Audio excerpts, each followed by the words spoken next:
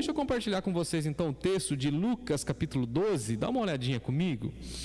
12 de Lucas, a partir do versículo 41. Como eu não vi o Carlão, eu não sei do Carlos e da Cida, nós vamos orar por eles também, né? E eu estou sentindo falta aqui do meu copo d'água, irmã Natália. Por favor, seja uma diaconisa aí por um momento. Eu não consigo ficar sem água. Não consigo. Lucas 12, então acompanhe comigo, Lucas 12, a partir do verso 41. Há 15 dias atrás eu falei de 35 a 40. Hoje eu retomo, porque na semana passada o Rafael pregou, então eu retomo de onde eu parei, do 41 e sigo até o 48. Diz assim o texto sagrado: Então Pedro perguntou: Senhor, proferes esta palavra para nós ou também para todos? Disse o Senhor: Quem é, pois, o mordomo fiel e prudente, a quem o Senhor confiará os seus conservos para dar-lhes o sustento a seu tempo? Bem-aventurado aquele servo a quem seu Senhor, quando vier, achar fazendo assim.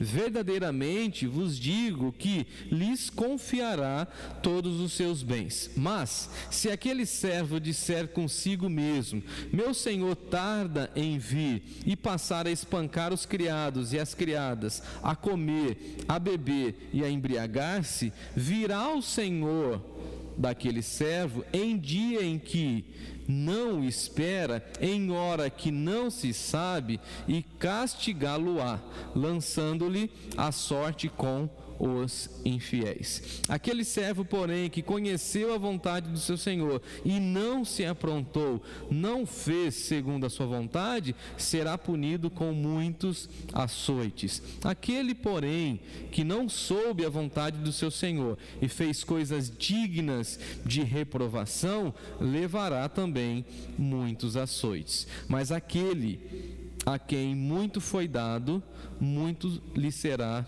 exigido, e aquele a quem muito se confia, muito mais lhe pedirão.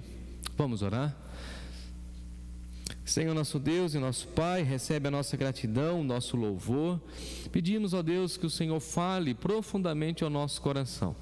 Diante da Tua palavra e diante dessa parábola, nós oramos mais uma vez que o Senhor incomode o nosso coração, que o Senhor traga essa reflexão para a nossa mente. Em Jesus nós oramos. Amém. Amém. Obrigado, meu amor. Obrigado, Natália. Obrigado.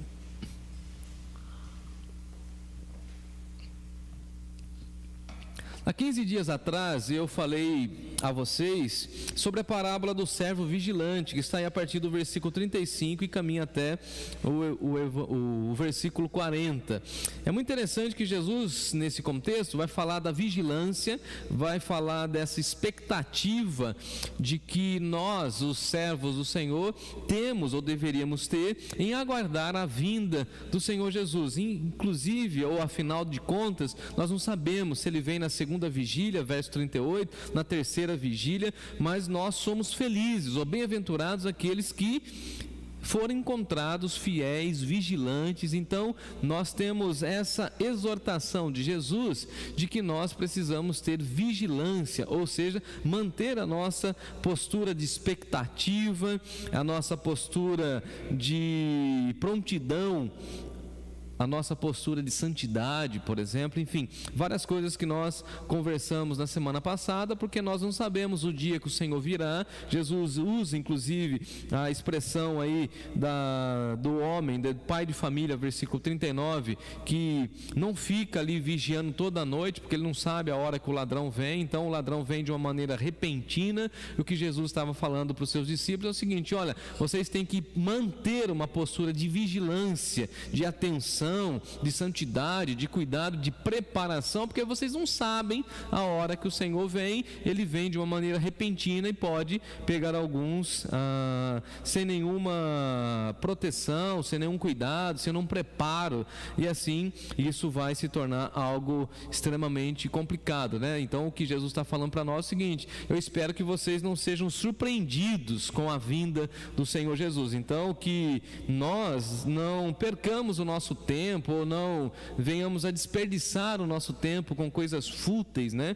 Que essa nossa jornada de fé, essa nossa peregrinação espiritual seja uma peregrinação em que nós estamos nos preparando, estamos aí com grande expectativa, aguardando a vinda de Jesus e assim, remindo o nosso tempo, cuidando bem da nossa vida, da nossa reputação, buscando uma espiritualidade sadia, enfim. O que Jesus está trabalhando é com essa questão da vigilância e também da perseverança. E aí no versículo 41 surge um personagem, o Pedro. E Pedro, como nós conhecemos, sempre foi esse homem mais intempestivo dentro do círculo apostólico, sempre foi aí uma espécie de um porta-voz do grupo apostólico e sempre foi um pouco mais curioso dos demais, e ele então queria muito aprender. Ele solta uma pergunta que eu acho muito interessante aí no versículo 41, quando ele diz o seguinte: Senhor, proferes essa parábola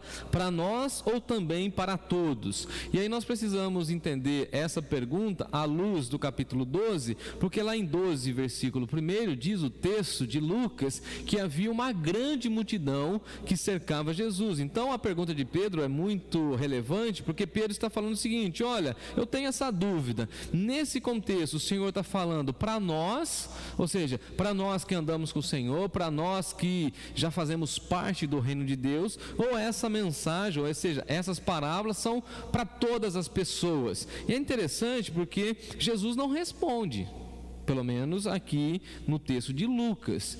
Jesus, por exemplo, no versículo 42, ele já começa a contar outra parábola, ou seja, ele nem responde à pergunta de Pedro.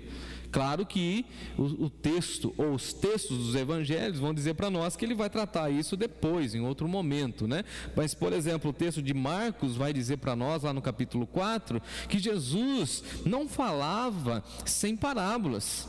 Porém, ele explicava em particular aos seus discípulos. E depois nós temos aí um outro texto de Marcos capítulo 4 também, que o texto vai dizer para nós que para os discípulos foi dado conhecer o mistério do reino de Deus, mas para os de fora, Jesus contava parábolas. Então, basicamente, essa estratégia de Jesus confundia os seus adversários. Eles pensavam que Jesus estava falando ali de questões talvez efêmeras, do dia a dia, do cotidiano, que eram situações assim, sem muita aplicabilidade e tal, e na realidade Jesus estava falando do reino, Jesus estava falando de coisas maiores, Jesus estava usando as circunstâncias ou os temas da moda, da época que estavam em voga, para falar o quê? A respeito de coisas grandiosas, a respeito de coisas espirituais. Então veja que no versículo 42, Jesus vai usar dois adjetivos muito interessantes,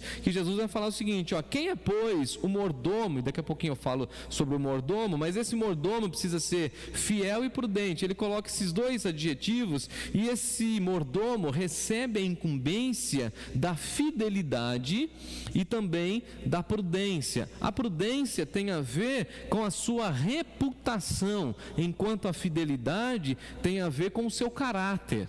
É muito interessante isso, porque Jesus está preocupado com o coração dos seus discípulos, a integridade dos seus discípulos. E no mundo como o nosso, marcado por corrupção, marcado por infidelidade e por devaneios, nós precisamos, irmãos e irmãs, olhar para essa parábola do mordomo fiel e guardar esses dois adjetivos. Nós precisamos, como mordomos de Cristo Jesus, ser fiéis a Deus, e aí quando nós somos fiéis a Deus, consequentemente nós somos fiéis às pessoas que nos cercam, nós somos fiéis e leais aos nossos amigos, nós somos fiéis no nosso contexto do trabalho, nós somos fiéis com a nossa esposa, com o nosso cônjuge, com os nossos filhos, e essa questão da prudência, porque hoje parece que as pessoas perderam um pouco o equilíbrio, perderam um pouco assim, não sei se você concorda, mas perderam,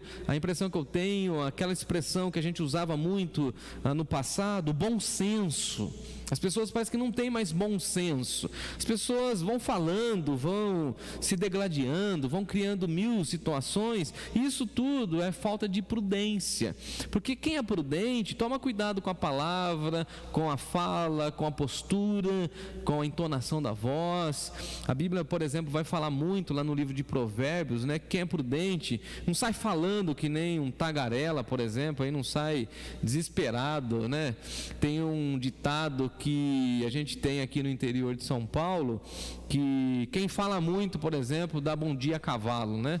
Fica falando tanto é que ninguém nem acredita. E está no livro de Provérbios, por exemplo, essa verdade com outras expressões, dizendo assim: olha, seja prudente com o seu falar, seja prudente na hora de cuidar da sua saúde, seja prudente na hora de você administrar os seus recursos, seja prudente na hora de você executar os dons espirituais que você recebeu do Senhor, seja prudente com as suas finanças, não saia desperdiçando recursos, porque os recursos não são assim infindáveis, né? Então tome cuidado, gaste bem o seu dinheiro, tenha prudência, porque a ideia da prudência é a ideia da sensatez, a ideia da pessoa equilibrada, da pessoa assim bem fundamentada. Haja vista que Jesus usa essa questão da prudência quando ele vai falar da parábola dos dois fundamentos, né? Um constrói a casa na areia, que é o insensato, o louco, a pessoa que não pensa em nada, e o outro é o prudente. O prudente é aquela pessoa que faz o cálculo,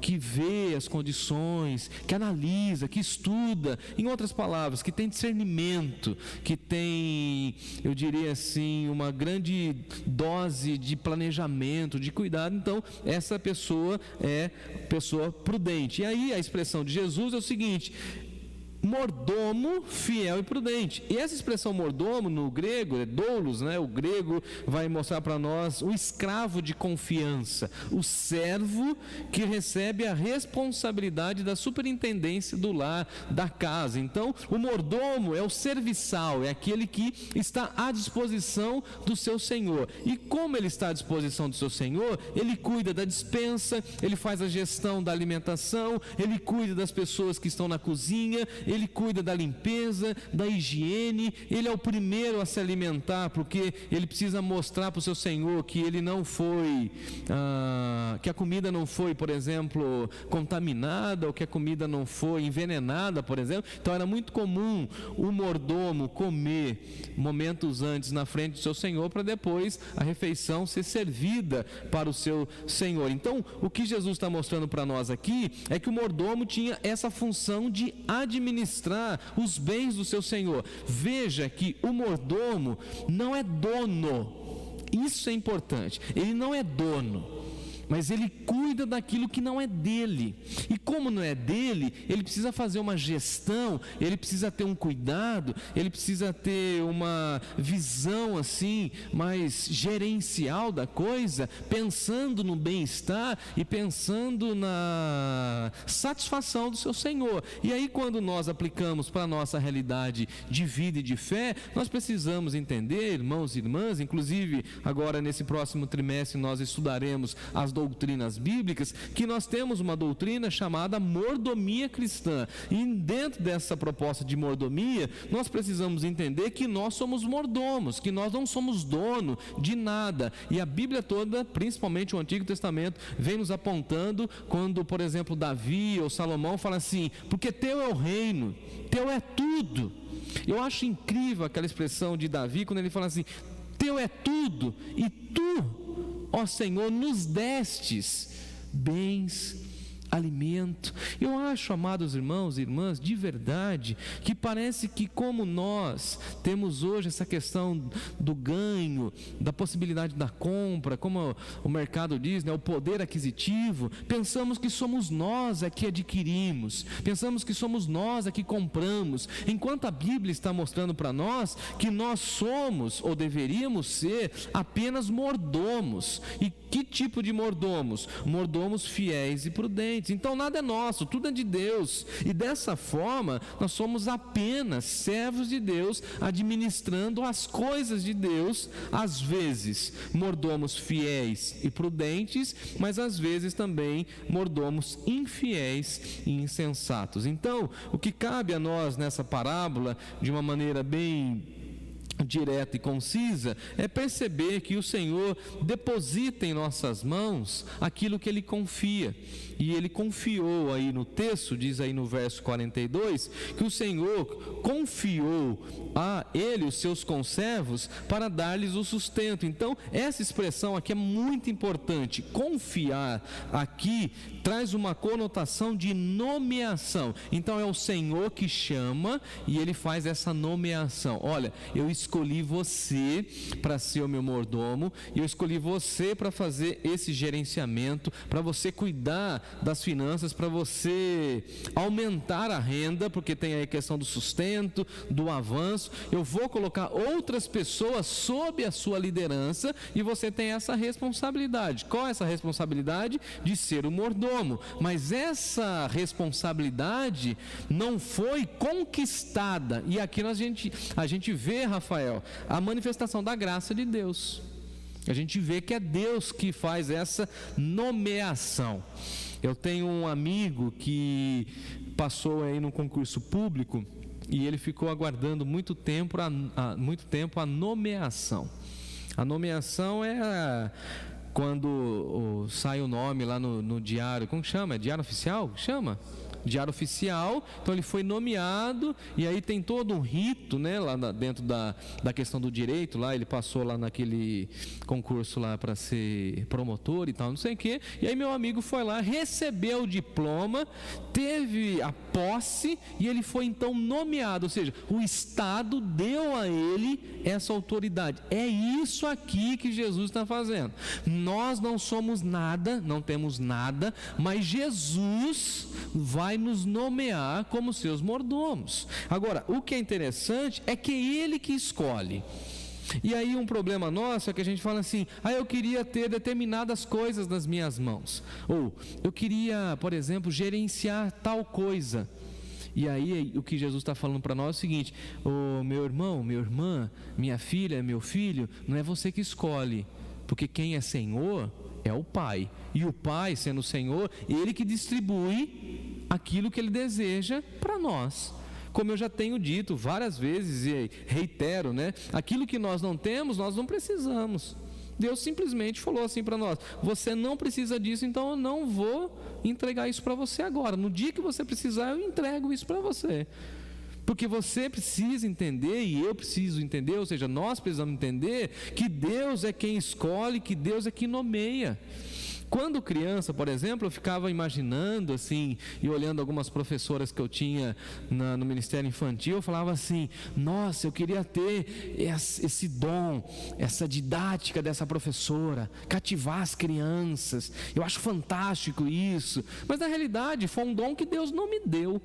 Deus me deu o dom da pregação, Deus me deu o dom do pastoreio. O que eu preciso fazer? Ficar competindo com outras pessoas que receberam outros dons diferentes do meu? Não. Valorizar essas pessoas, falar: continue aí no seu trabalho, parabéns, e agora investir e cuidar daquilo que eu recebi, porque eu sou responsável por aquilo que eu recebi. Você que me ouve, você é responsável por aquilo que você recebeu. E o que Jesus está mostrando aqui em outros textos é que um dia haverá prestação de contas. E aí o Evangelho vai mostrar isso para nós, as cartas do Novo Testamento vai mostrar isso para nós, o livro do Apocalipse vai mostrar para nós que um dia haverá o quê? Prestação de contas. Todos os mordomos estarão diante dele, e ele então vai pedir conta daquilo que nós fizemos ou deixamos de fazer com tudo aquilo que nós recebemos. Então veja que essa expressão confiar tem a ver com nomeação, e nós precisamos entender que no reino de Deus a gente não fica, Natália, procurando posições, a gente não fica procurando lugares, cargos. Nós somos nomeados e temos que cumprir com a nossa nomeação. Amém por isso.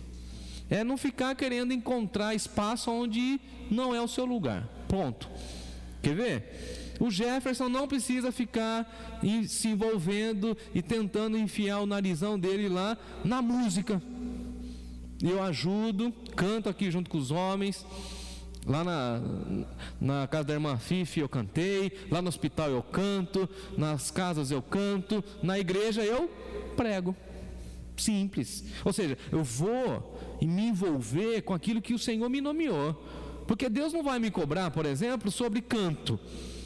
Deus não vai me cobrar sobre gestão pública. Não tenho nada a ver com isso. Não recebi essa nomeação. Isso, amados irmãos, alivia para nós muitas pressões que as pessoas colocam sobre nós. Você tem que ser igual fulano, fica comparando a gente com o outro. Aí vem aquela tia xarope que fica falando assim: você tem que ser igual seu primo, você tem que ser igual fulano, você tem que ser igual o pregador lá da internet, viu, Rafael? Aquele cara famoso. Não, eu tenho que ser eu mesmo, com os meus dons, com os meus talentos, porque eu sei que se eu não for fiel e prudente, o Senhor vai acertar as contas comigo, e quando Ele vier acertar as contas comigo, eu não sei como que eu vou responder. Então, se eu estiver na trilha da fidelidade, da prudência, Ele vai dar mais serviço ainda, como a gente vai ver daqui a pouquinho, tá bom? Então veja, algumas perguntas para provocar reflexão. A questão da mordomia aqui tem a ver com aquilo que nós recebemos de Deus. E aí a nossa argumentação lógica é o seguinte: biblicamente falando, a vida não é nossa, a vida é dádiva de Deus. E aí vem uma pergunta incômoda: como você cuida da sua saúde? Porque como você cuida da sua saúde reflete a sua espiritualidade, ou melhor dizendo, reflete o conhecimento bíblico que você tem a respeito da doutrina da mordomia. Como você cuida da sua saúde? Você é meio relaxado com a sua saúde, não está nem aí, pensa que isso não tem nada a ver com espiritualidade? Vem Jesus e fala assim: tem a ver sim, porque seu corpo é templo do Espírito Santo, e você não pode destruir a casa de Deus. É só você e eu lembrarmos como Jesus entrou na casa do Pai e falou assim: vocês estão fazendo o que aqui na casa do meu Pai? Aqui é casa de oração. Você imagina Jesus entrando dentro do nosso coração e falando assim: o que vocês estão fazendo com essa bebedeira aqui dentro desse corpo aqui, sendo que esse corpo aqui tem que ser um vaso puro, santo? Que história é essa de drogas aqui dentro? E esses pensamentos esquisitos aqui? E essa argumentação filosófica aqui que é do mundo e não tem nada a ver com o reino de Deus, por que está na sua mente? E essa canção que é um chicletinho aí que grudou na sua cabeça aí, que é pornográfico, você está cantando aí? E como que fica isso aí? Como que você está cuidando da sua saúde?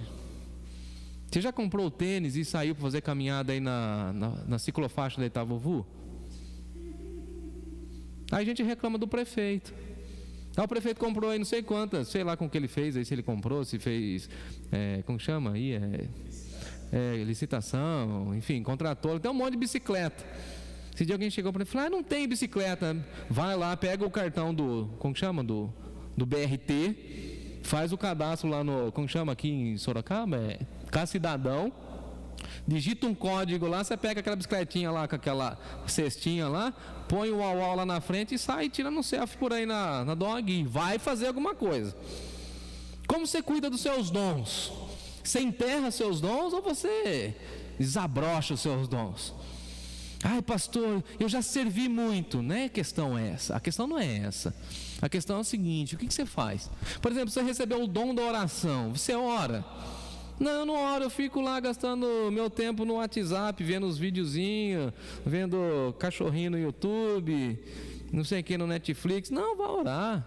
Eu recebi o dom da generosidade, então contribua. Recebi o dom da gestão, então ajuda a liderança da igreja. Recebi o dom da música, então se envolva na música. Eu gosto mesmo é de criança, recebi esse dom, então chega na Natal e vai ajudar, cuida das crianças. Meu dom mesmo, pastor, é bastidores, é serviço. Então pega aí um jarro d'água, vai molhar as plantas, vai ver se tem copinho lá, entendeu? Vamos servir, vamos trabalhar, porque essa é a ideia de Jesus. Como você cuida dos seus dons? Como você cuida da sua família? Porque parece que não, mas a gente mostra a nossa espiritualidade como a expressão da nossa gratidão. E a gente pensa que a nossa família foi a gente que conquistou, a gente que construiu. Hoje mesmo a Natália, olha para mim, a Fifi lá em Campinas, né? Falou assim: nossa, você continua, escuta essa, Rafael. É que o Rafael não me conheceu quando era novo, né? Uns 15 anos atrás. Nossa, você continua assim com um jeito de meninão. Ela falou, né, Natália? Parece que você é um garotão ainda, novo e tal, não sei o que, brincou comigo, né? E eu falei assim, irmã, tô aí, né, e tal, a gente vai se cuidando e tal. Ela falou assim, mas a coisa mais bonita mesmo em você é que a Natália tem que cuidar de você. Eu falei, é mesmo e tal, que foi a mesma coisa que a irmã Carmen, mãe do Cordeiro, falou pra gente também. E aí eu falei assim, não, irmã Fife, eu que tenho que cuidar da Natália, porque assim, a Bíblia diz que a esposa é um presente.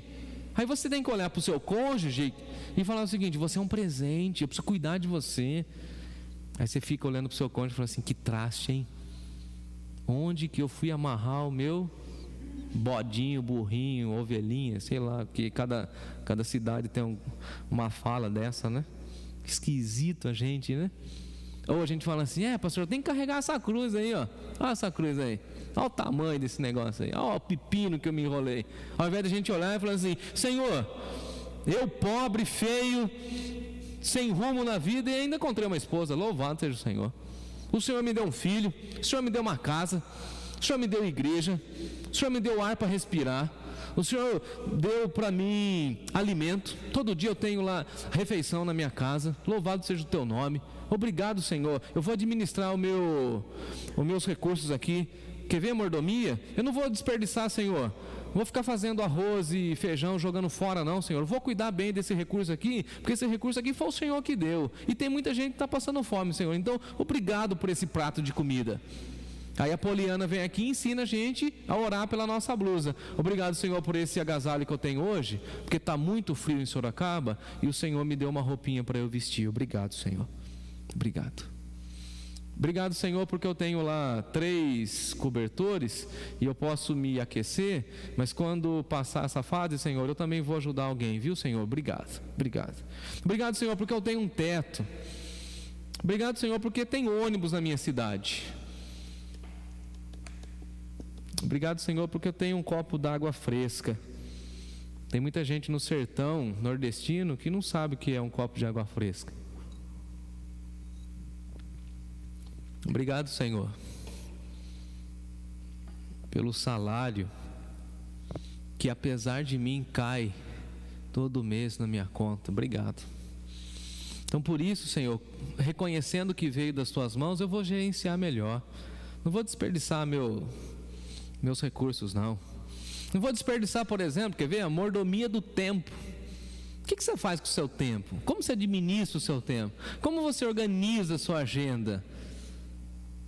Para o que você gasta ou no que você gasta o seu tempo? É isso que Jesus está falando. E ele fala o seguinte, olha, 43, bem-aventurados, vocês são felizes, extremamente felizes, porque vocês são servos a quem o seu Senhor, quando vier, vai ver que vocês são fiéis e prudentes e vai achar vocês fazendo aquilo que ele pediu para você fazer. Por exemplo, Jesus, quando foi orar no monte do Getsêmani, também chamado do Monte das Oliveiras, o que ele falou? Vocês ficam aqui, eu vou ali orar um pouquinho. Quando ele volta, qual que é a expressão de Jesus diante dos seus discípulos? Mas vocês estão dormindo? Eu pedi para vocês orarem um pouquinho. A minha pergunta, eles fizeram o que Jesus pediu? Não, eles não fizeram. Eles não agiram como Jesus pediu. E o semblante de Jesus olhando para eles? De reprovação. Agora imagina o Senhor olhando para nós e falando assim, servo bom e fiel.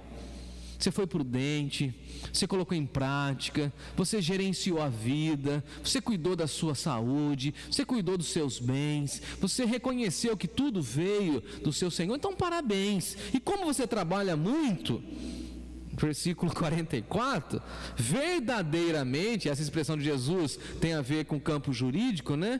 Por ser verdade isso, eu vos digo que como você trabalhou bem, como você fez o que tinha que ser feito, eu vou confiar a você não somente a minha casa, eu vou confiar a você todos os meus bens. Veja, quem é fiel e prudente, é um mordomo exemplar, recebe mais trabalho. E aí a gente fica dando risada e a gente fica pensando que Deus vai distribuindo as funções no reino dele de acordo com as pessoas estão assim, como que chama? Ociosas. Aí tem muita gente falando assim: pastor, por que Deus não chama esse monte de gente ociosa? Porque gente ociosa não serve.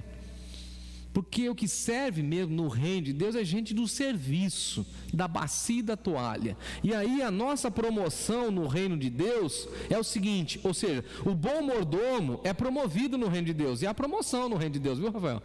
Sabe qual que é a promoção, Natália? Mais serviço.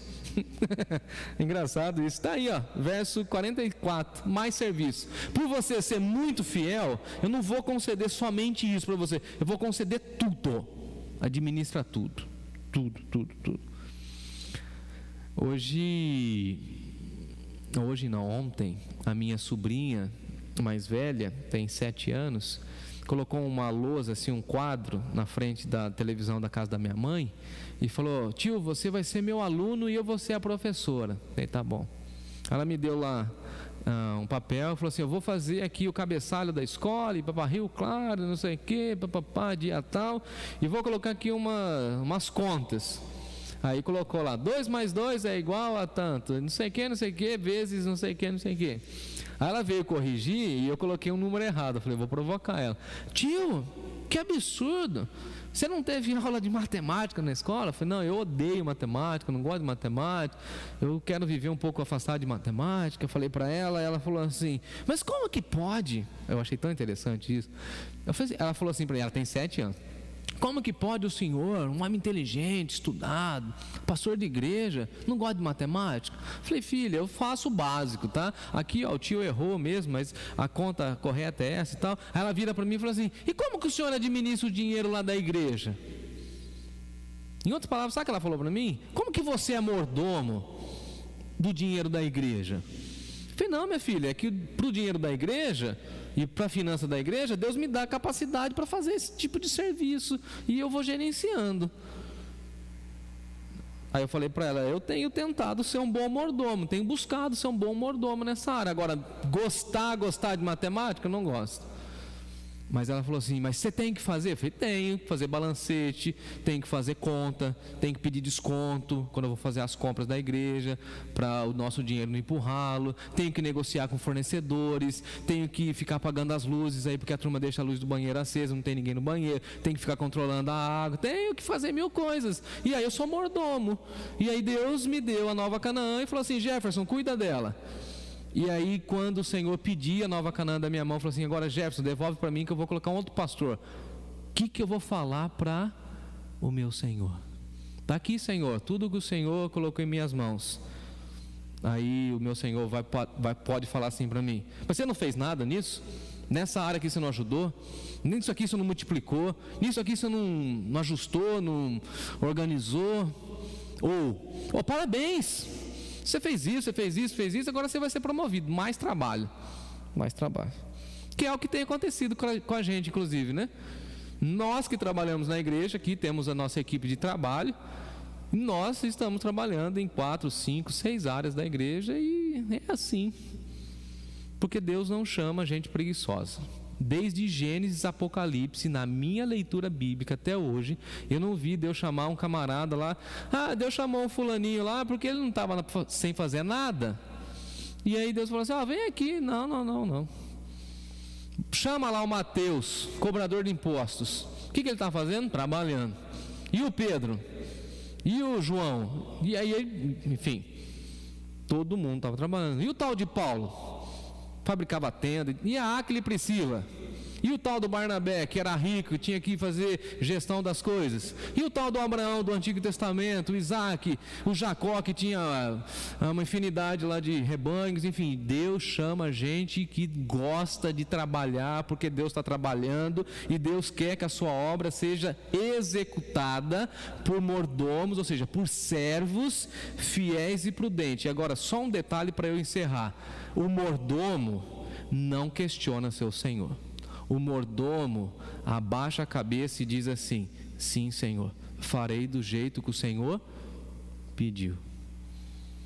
Eu espero e oro para que eu e você sejamos encontrados fiéis e prudentes. Que a nossa alegria seja ser sempre mordomos, servos do nosso Senhor, tá bom? Deus abençoe seu coração.